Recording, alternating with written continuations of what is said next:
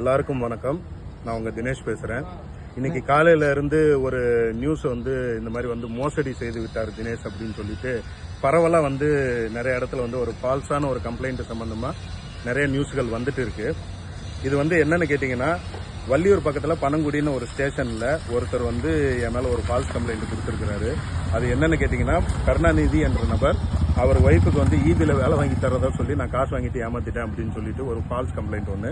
இது சம்பந்தமா அவர் என்கிட்ட பேசும்போது நான் அவரை திட்டி அடிச்சதாகவும், இந்த சம்பவம் நடந்தது பனங்குடி தாண்டி ஏதோ சாத்தான்குளம் போற வழியில எப்பயோ 23ஆம் தேதி நடந்ததா சொல்லி ஒரு எல்லாமே ஃபேப்ரிகேட்டர்.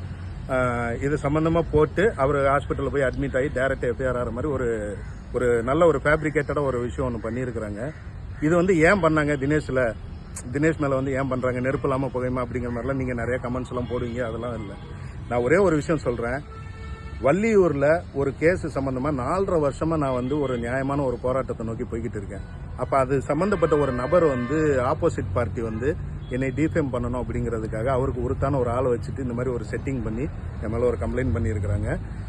இன்னைக்கு ஹியரிங் அட்டன் பண்ணிட்டு வரும்போது பனங்குடி ஸ்டேஷன்ல இருந்து சப் இன்ஸ்பெக்டர் வந்துட்டு இந்த மாதிரி எஃப்ஐஆர் சம்பந்தமா பேசணும்னு சொன்னாங்க. நான் போனேன். ஃபேக்ட் எல்லாத்தையுமே நான் ப்ரூவ் பண்ணிட்டேன். 23ஆம் தேதி சம்பவம் நடந்ததா சொல்றாங்க.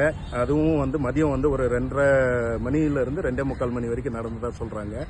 அன்னைக்கு 23ஆம் தேதி வள்ளியூர் கோர்ட்டில் ஜுடிஷியல் மேஜிஸ்ட்ரேட்டுக்கு முன்னாடி என் மேல கம்ப்ளைண்ட் பண்ண பார்ட்டியை நாங்கள் கிராசிங் பண்ணிட்டு இருக்கோம்.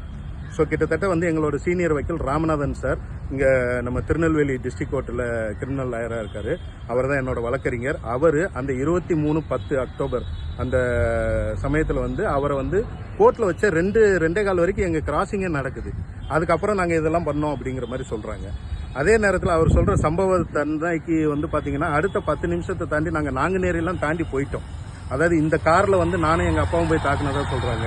எங்கள் அப்பாவுக்கு 75 வயசு. எங்கள் அப்பாவை நீங்கள் பிக் பாஸ்லேயே பார்த்துருப்பீங்க எவ்வளோ ஒரு இதாக இருப்பாங்கன்னு சொல்லிட்டு. ஸோ அவர் நான்லாம் தாக்குனதா ஒரு ஃபால்ஸான ஒரு கம்ப்ளைண்ட்டை கிரியேட் பண்ணுறாங்க. இந்த கார் நாங்குநேரியை தாண்டி அந்த டயத்தில் எங்கேயோ போயிடுச்சு, திருநெல்வேலிக்கு போயிடுச்சு. ஸோ இது எல்லாமே ஃபால்ஸ் அண்ட் ஃபேப்ரிகேட்டட் அப்படிங்கிறத என் சைடு நான் ப்ரூவ் பண்ணிட்டு வந்துட்டேன். அவங்க இன்வெஸ்டிகேஷன் ஆஃபீஸரும் அதை எல்லாத்தையும் நோட் பண்ணிக்கிட்டாங்க. அண்ட் ஆல்மோஸ்ட் இது எந்த ஒரு இதுவுமே இல்லை. இதை பண்ணது யாருன்னு பார்த்தீங்கன்னா, இப்போ இந்த வள்ளியூரில் என்னோட ஒரு கம்பெனியோட காசோலை எடுத்து ஒரு மேனேஜர் ப்ளஸ் அந்த வள்ளியூரில் ஒரு நாய்க்குட்டி செல்வின் அப்படின்னு சொல்லுவாங்க. ஏன்னா அவர் ஒரு 10 வருஷத்துக்கு முன்னாடி நாய்க்குட்டின்னு ஒரு படம் ஒன்று நடிச்சிருந்தாரு.